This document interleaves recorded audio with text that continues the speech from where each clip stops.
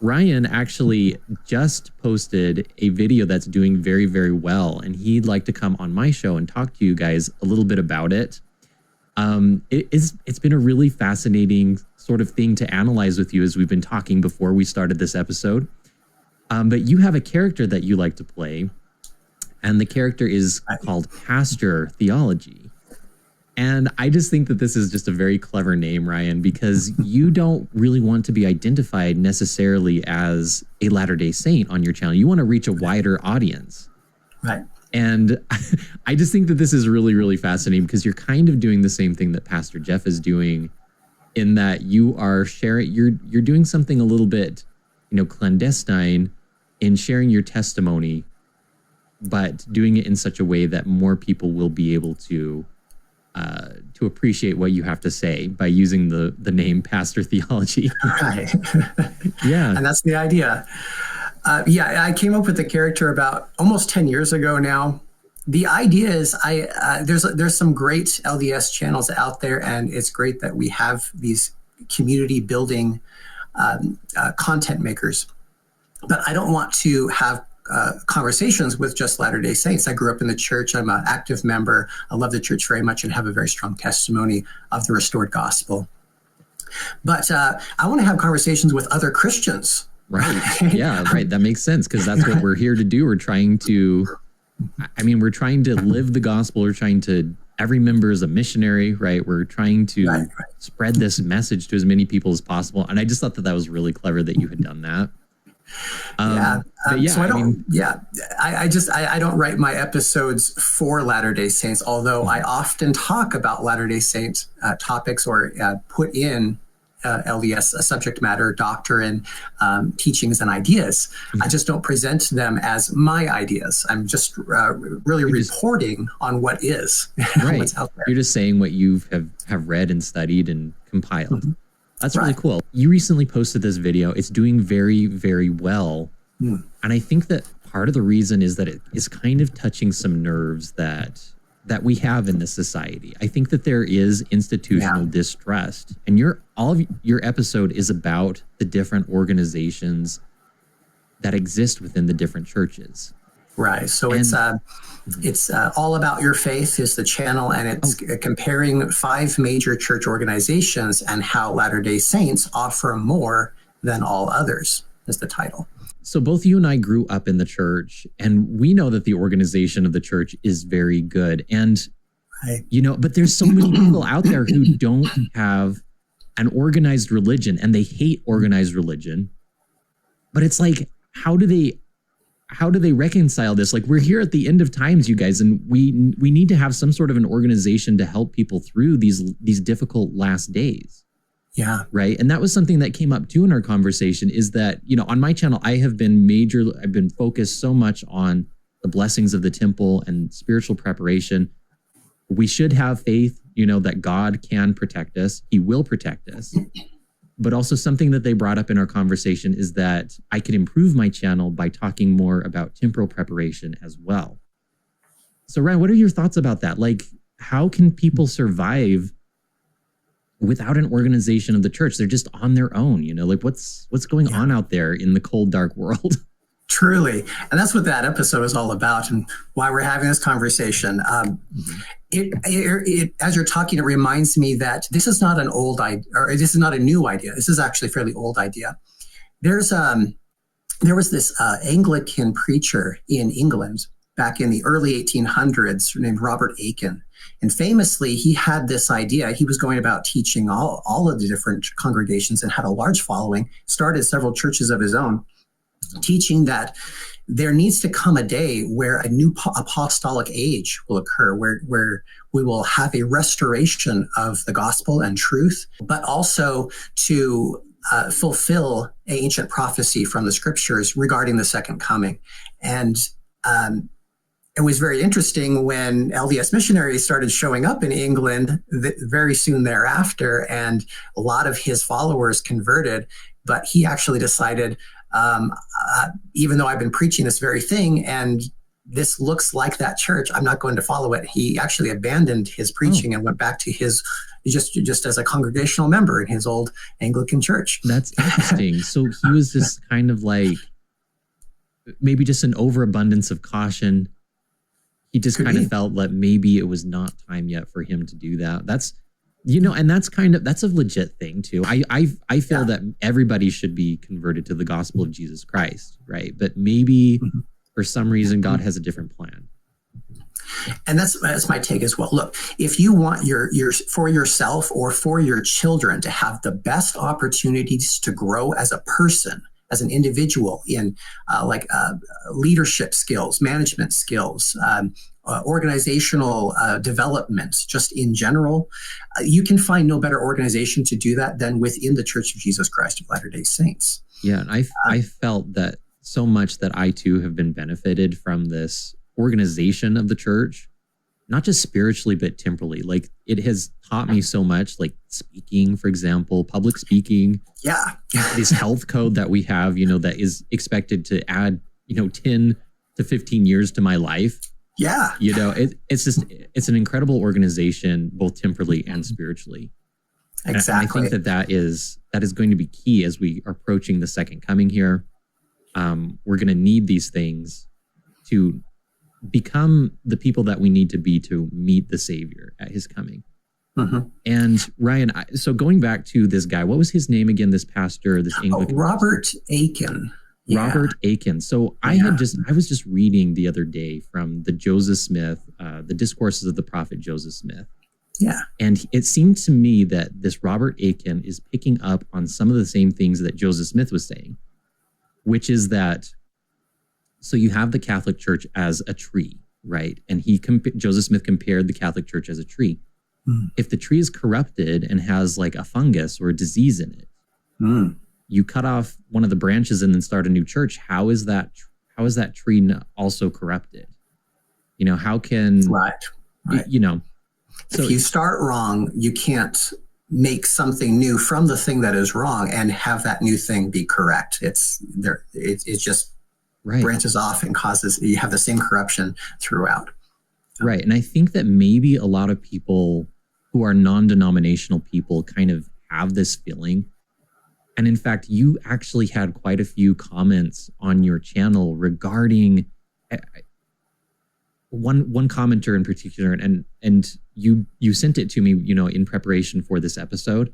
And I think it really exemplifies this kind of distrust, this institutional distrust for organized religion in general. And I believe that this denomination actually comprises, and it's not really a denomination, it's just kind of like this loose group of people. And I think that most people in the United States are represented by this person. Do you think that is a good characterization? Am I saying correct things? Absolutely. I can't tell you how many times I've heard in my life people say to me, I don't believe in organized religion, which is always so strange to me. But of course, coming from the LDS community and seeing the organization and how beneficial it is, that would naturally sound strange. But people from the outside who have come from different kinds of organizational faiths that aren't very good or don't do it very well, I can understand how they would be cautious about organizations. Yeah, so I'm going to pull that comment up right here, and we can just read it together and just kind of react to it. He says, his username is Terry Allen 6688, and he says, "So, ? You think that organization is the most important part of being a Christian church?" Well, no, we don't actually believe that. Yeah. But he says Christianity is not organization or buildings and property or wealth. It is about people who are the real church. It has nothing to do with Christianity. It has nothing to do with what Christianity is really all about. It is to do as Jesus asks us to do, and that is to love neighbor and serve their needs. Y'all need to stop working for your salvation and start serving others out of your salvation, period. Okay, and so so right off the bat, there's a lot of misconceptions that I'm seeing here. A lot of tropes. A lot of tropes that have to do, like, this trope here at the very end that he mentions that we are working for our salvation. That is not the case. Yeah. The ordinances that we make in the temple, we do these things because we love God and we want to be closer to him. We're not doing it necessarily because these are salvific ordinances. They are, but you don't have to do that in the Latter-day Saint Church. You can be saved because everybody's going to be resurrected. It just depends on which kingdom you're going to. And I love the plan of salvation for this reason, because it's like you don't necessarily have to take upon yourself these things if you don't want to. We encourage you to do so because it's such a blessing to do so. Yeah. But yeah, what are your thoughts on that? Seth, this is such a great point. And audience, you're going to love this because this really gets into the heart of some really important things. One of the things I often find talking with other faiths is when they're asked, what's the purpose of your faith? There's never really a good answer. Oh, the purpose is to go to heaven, to be with Jesus, to be saved. What does that mean? Right. They don't actually have a very good definition of what it means to be saved.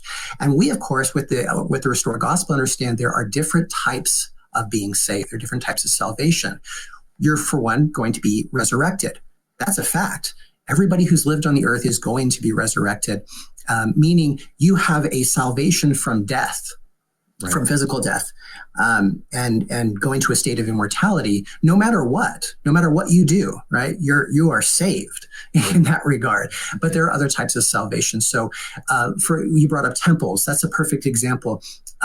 Latter-day Saints do not have a works-based religion, not a thing, right? And it's understandable that some outsiders would have that misconception because even people in the church have sometimes had a misconception about that. Oh yeah. But no, we absolutely believe we are saved by grace in spite of anything we do. But we're looking beyond just salvation, right? We're not looking for what's going to happen immediately after this life, which is the salvation through Christ. We're looking at what happens after that. What does it mean to inherit all that the Father has? Right. And how does eternity look for you after that? What is your purpose in that eternal realm? Most Christians cannot answer this question with any kind of even speculation. Right. There aren't many hypotheses out there. Right. And we so boldly declare, that the very purpose of coming to earth was so that we could obtain a body. It was so that we can become like God is, so that we can sit in the throne with Jesus Christ as joint heirs with him. The church is all about becoming. It's not. It's about becoming the people that God would like us to be, in order so that we can obtain these skills, that will enable us to be in Zion and rule with him. And that's what I've been trying to say. Like all this time, it's like, and I hope that people understand this as you go to the temple. We are endowed with power from on high to be kings and queens, priests and priestesses in his new kingdom. Right. And part of the organization of the church is so that we can have, the tools necessary to do this. Literally, who is the greatest in the kingdom? It's he who serves the most. Right. And so very much the church organization is about practicing for what's to come. Right? This is just the small scale microcosm of what we're going to be doing in the eternities, participating with the Lord Jesus Christ in his work of the Father. And we're going to be working with him. And so, we need to be prepared for that. And that's what we're trying to do. And that's what temples are about. Isn't that such a better vision of what eternity is like? What being in heaven with God, our Heavenly Father, and Jesus Christ is like. It's like we're not just up there, strumming, harps or whatever. And I think that, C.S. Lewis probably had a pretty good view of this as well. But in any case, Ryan, you have done some really great research here in dividing up different categories of religious entities. Right. Okay. Yeah, this all gets into, of course, the purpose behind organization and why it is important. It has nothing to do with salvation. No, it's how we prepare ourselves. But even beyond that, even what we're doing for the future after this world into the eternities, we are trying to serve our communities. How do we serve each other temporally? And if your organization isn't very good or well set up or has a very clear vision about what that future looks like and what we're trying to accomplish then together here on earth, then that structure is not going to be able to serve the community well. Thus, the need for a comparison between the different religions to understand what are these organizations, which paints a pretty clear picture about how clear they are about what their end goal is. And I think you'll find in many cases, they don't have a clear goal about what that end goal should be. Right. And that's as we just discussed. Right. Yeah. So look at the different types of religion. You can divide them into three categories. You've got the legacy Christians, which is like the Roman Catholics, the Eastern Orthodox, maybe even Lutherans might fit into there, although still a Reformation era. And then, of course, you have the Reformationists, the Reformation Christians. And then you've had the Restorationists, and that would be the Latter-day Saints, of course. So you've got three kind of different categories. You've got, what was the first one again that you just said? I call it the legacy Christians. Legacy you could Christians. have other names as well, but legacy Christians. So there's Catholics, and then you Eastern have the Protestants who that branch again that Joseph Smith was referring to that was cut off from the Catholic Church and started their own religion from that, the Protestants. And then you're saying the Restoration. Very much, right. And you're going to find vastly different organizations within each of these categories with some similarities. Naturally, they are a religion that's centered around Jesus Christ. So yes, you're going to have some similar structures there. It can be difficult for a community to prepare spiritually or be well prepared spiritually if their physical needs are not taken care of. And I think that there are some early church leaders who have said something to that same effect. Well, it's like, how can we be concerned about the things that are, up there in the heavens when down here on earth, we are just pounded with, poverty, hunger, disease. These things are realities that exist here in the world. They're part of this world. It's a part of our training, right? But nevertheless, it gets in the way. We have the opportunity to lift people up here on earth as well. That's a part of the reason why we came. And I did another interesting episode recently I thought you'd find interesting about how evil is the world and using statistical data on the different types of evils that people face in community to figure out just how evil. And I came up with an interesting figure. About 70% of the people that you pass on the street at any given time are facing some sort of pretty big evil in their life that you probably have no idea about. Yeah, whether that be illness, whether that be mental illness, everything, right? Yeah, that's a very interesting figure. So 70% of people out there they need help, right? I mean, everybody needs help at one point in their life or not. That end result, right? We're trying to be prepared spiritually. Let's take care of each other physically so that can happen, right? So we take care of people who are facing abuse. You have a community of good-natured people who want to help. They're there for you. And the church even has a set up structure within the organization of professionals who can help with those things. And then you also have your local community who's very willing to be there as a support, to take you in and to help you recover or to begin that process of recovery, whatever that looks like. You've got people who are facing losing a job, losing a home, losing a family. Again, we have support structures in place that'll help you find a new job, help you develop your resume, will help you to develop the skills by even putting you in a position where you can practice certain things, like even if it's public speaking, we can give you a calling where you get to practice public speaking. Right. Interacting with people in general in some capacity. In any case, but we can help you find jobs. We can help you financially with a home. I know people, even non-members, who have gone in and received help from the church for things like rent or getting into a new living situation, so that they don't have to be homeless. Helping out children, getting medical aid, all kinds of things. The church is there for it because we know how important the temporal needs are in the process of developing a spiritually actualized individual. spiritually actualized. I like that a lot. Yeah, it's like, again, you have like these hierarchy of needs. If your basic needs are just not being met, I can imagine that so many people who are non-denominational might not have that kind of support structure if they're just on their own.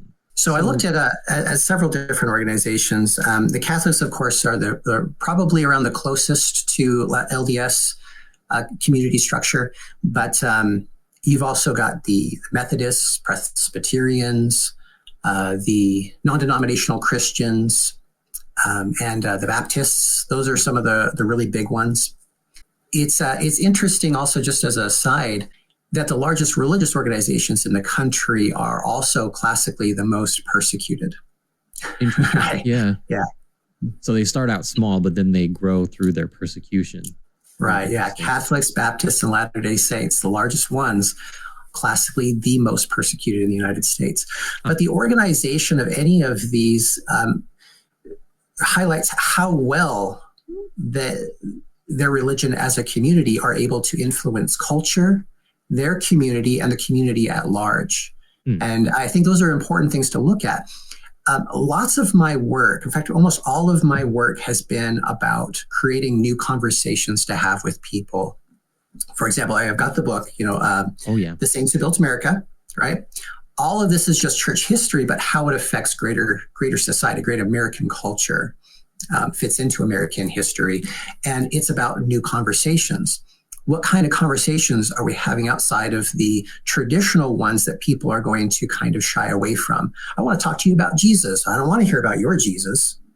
Right. That's what they're immediately going to say. Immediately shut off their brain, if we... Right. If the LDS, and that happens so often when Latter-day Saint missionaries come and they have their white shirt and their tie and they have the little white and black name tag. Everybody knows who they are. Right. Yeah. Immediately shuts down any conversation as to, your Jesus, right? Your Jesus is the false Jesus. Your church is the big rich church who's evil, the cult. Yeah. Right. Which is, why we need to have different rewrite how we have our conversations, rethink them at least. Yeah. And there's lots of conversations to have. One I just thought, just before coming on here, was simply this. Okay, lots of people like Pixar movies. Okay, Ed Catmull, who was co-founder of Pixar, grew up as a Latter-day Saint and still loves the community today, even though he's not active.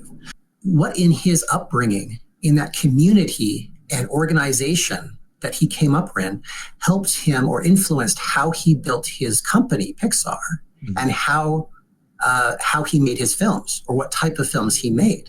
That's a great conversation to have with people. Hey, did you know he was a Latter-day Saint? Maybe this influenced his films and how beloved they are, right? The messages that are contained within those films. Yeah.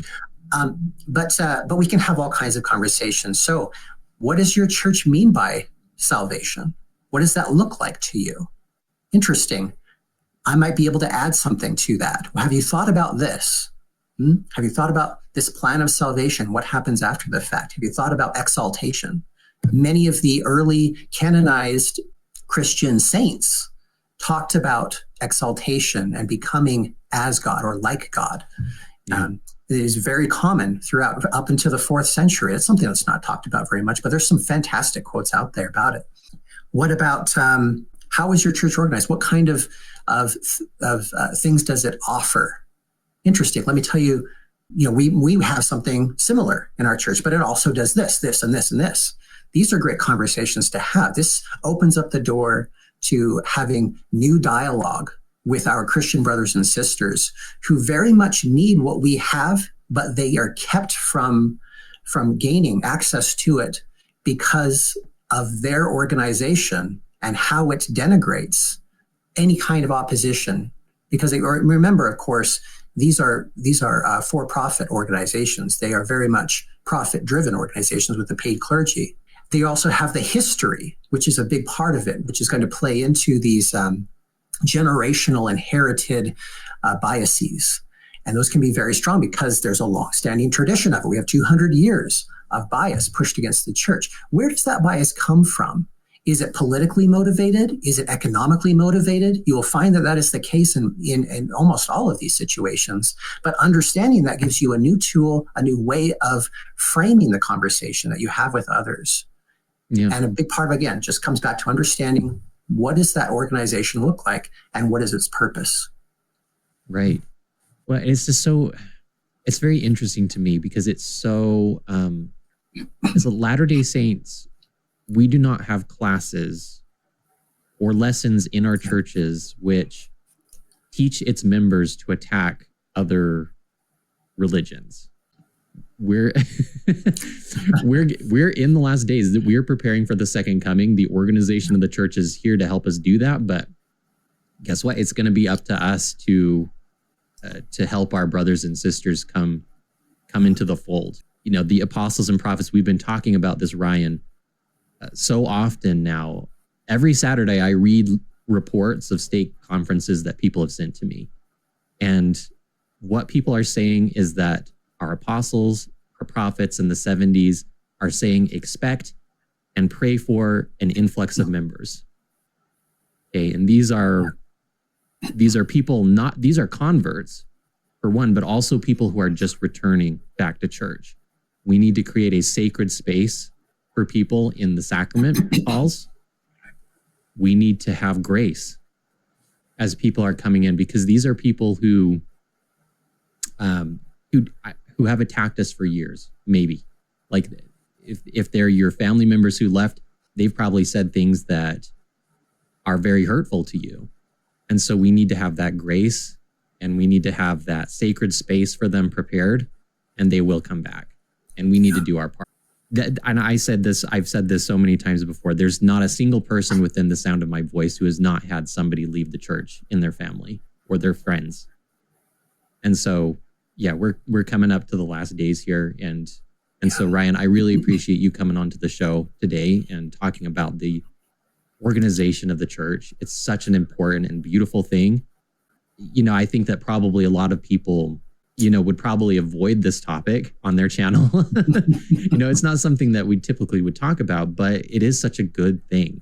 It's a great organization. What else to say about it? You know, right. We have this direction coming down from the apostles and prophets, you know, that is organized. The Lord's house is a house of order. They're telling us what to do so that we can be prepared. It's been an absolute pleasure. And I just want to reiterate, the world really does need us. And the reason the organization of the church works so well is because of the individuals who are there supporting it, going out of their way and participating with faith in that organization to make it all possible. The world needs us more than they know. And it's only going to get more so as things go on. That 70%, part of that comes from the statistic that most of the world is under a dictatorship of some kind and aren't able to practice religion as maybe they would like to or should be practiced. And so in the United States alone, you've had a 30% drop in Christianity in the last 25 years. What if all of a sudden half of that started coming to the Latter-day Saint Church? Are we ready for that? Oh, a good question. Are we ready? That's a very good question. I don't know. Do we have enough space for everybody? That's a good question, Ryan. Yeah, I don't know if we are. That's a huge number of people. Huge. I think the message that is we should plan for it. We should expect it. Yeah. Even if it doesn't happen anytime soon, we should be ready for it, because at some point it will happen. It'll probably happen suddenly, and we will need to be ready. Right. And that's why I appreciate so much your book, Ryan, where you're creating these conversations, you're shifting the paradigm, and we need that because people have these blocks where they're not able to get past that. Before you go, please make sure to like, comment, and subscribe to the channel. Our new goal, you guys, is to reach 40,000 subscribers by the end of 3 months. Love it. We made our last goal with time to spare. So we can do this goal as well as we work together. All right. Thank you guys so much for watching. And until next time, bye.